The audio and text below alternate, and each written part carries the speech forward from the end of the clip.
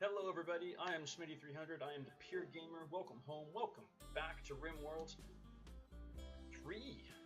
Man, these do just fly by, don't they? Alright, let's pick up right where we left off. What were we doing? Buildings in bed, that's what we're doing. Chief and Thaler, you are wandering for no reason. That's nice. This will take time for themselves, so they don't go insane by working 20 minutes. They'll wander around, they'll stargate, they'll watch the sunrise, etc., etc. You can restrict what they do. I don't do this quite yet. Yeah, I don't bother with this quite yet. Never had a problem with that, unless yeah, I'm just rambling. Alright, 2 out of 3 beds are done. Are we out of wood? We are out of wood. Shit. Alright. Let's go to orders. We go to chop wood, and we're gonna chop. Hack all those to the ground, and have everyone do it. So how this works is, from left to right, they'll do all the #1 priorities first, and if none of those need to be done, they'll go back to the beginning and do all the #2s in order. If none of those work, back to the beginning, #3, etc., etc. So so these 5, 6 right here are done either very rarely or it's a warning periodically, but only when you have handling happens very periodically. So these these 7 are ones that don't happen too often. So having them on #1 doesn't take any time away from their day-to-day duties, so to speak. So leave her doing construction, and everyone can start cutting trees down. Love the soundtrack in this game.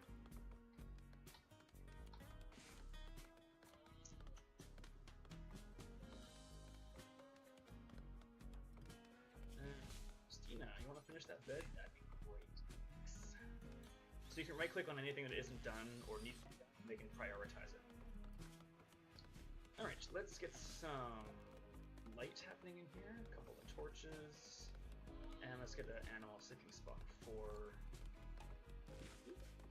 me. That's close. Ah, that's close.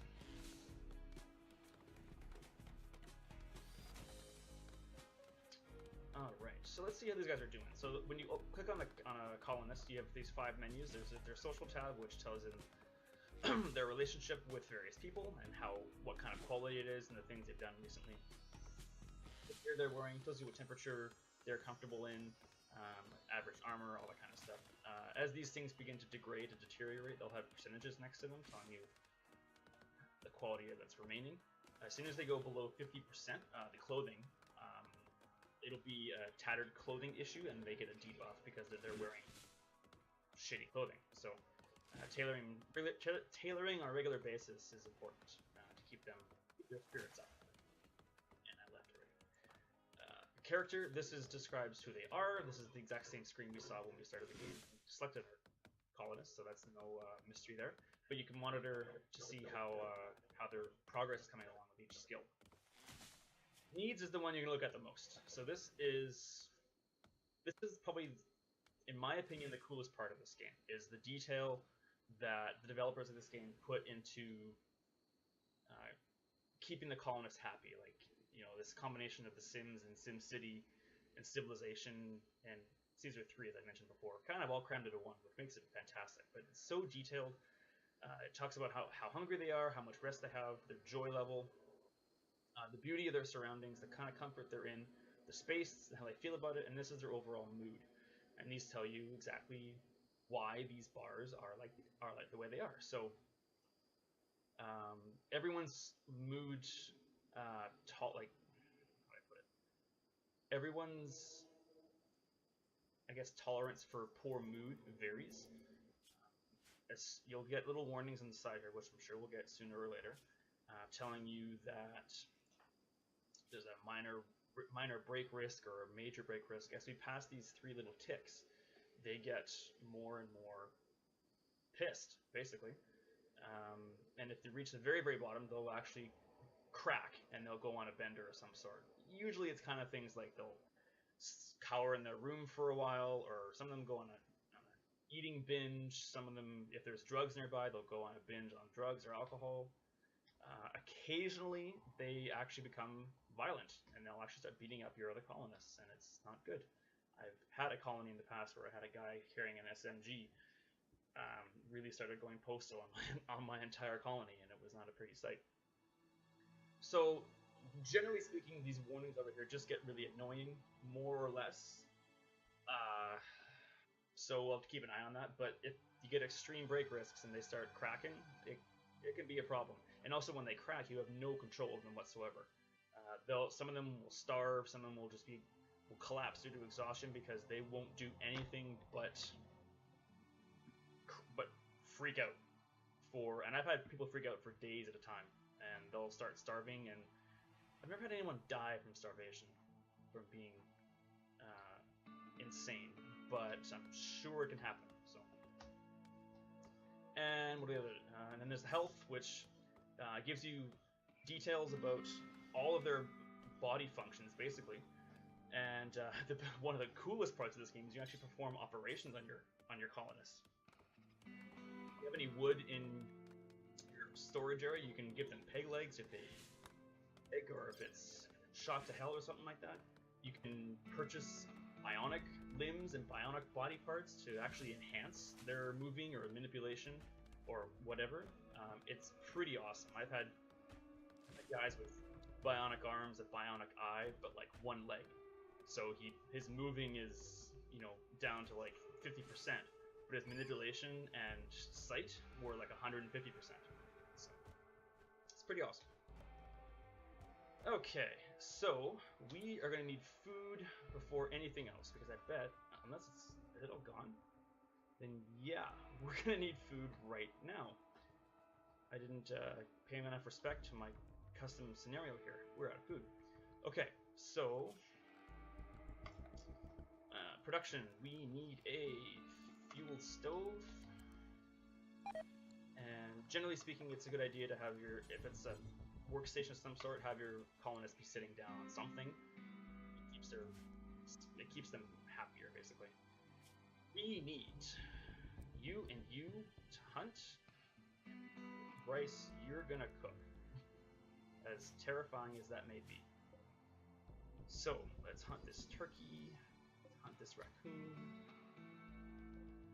alpaca, fox, why not? How are you doing that one? What are you? Cougar. Confident enough in my ability yet to take on a cougar. Some animals will fight back, almost guaranteed. If I hunt on a certain creature that can be violent, it'll actually give you a warning in the top saying this creature tends to attack, basically. But ones like the foxes and the emus and the alpacas, that kind of stuff. Bears will almost definitely fight back. One or two hunters are really good, or a high quality weapon. It isn't really a big deal. So yeah, we'll get them hunting. Some gunshots. And there they are. One thing that has been bugging me is they don't get very close to their prey, which can waste a lot of time because their accuracy gets worse as the farther they're away. Who's building shit? Oh, you're hunting, so Bryce, you're gonna have to build this for me.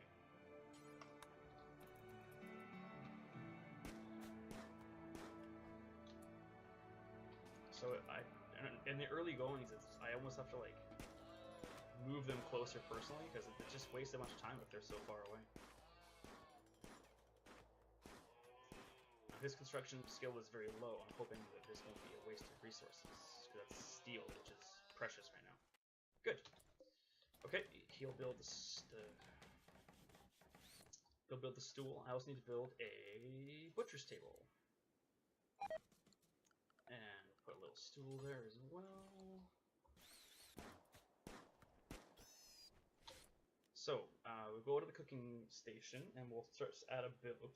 We'll add a bill to have them cook simple meals, and we'll do it until they have about 15. There's 3 options when you're doing cooking, and most crafting actually. You can have them do it a certain amount of times, have until you have a certain amount of inventory or products completed, or you can just have them do it forever. And when I build this thing, I will have them do it forever because I'm just going to have to butcher the animals we have.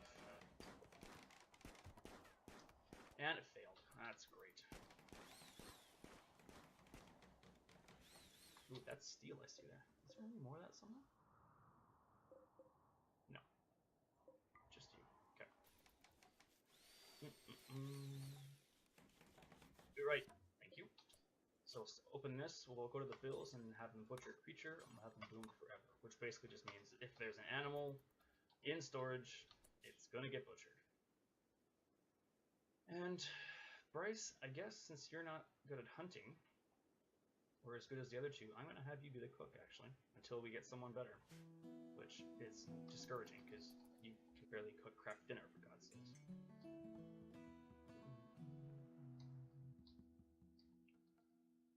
And I think that's a good spot to stop there.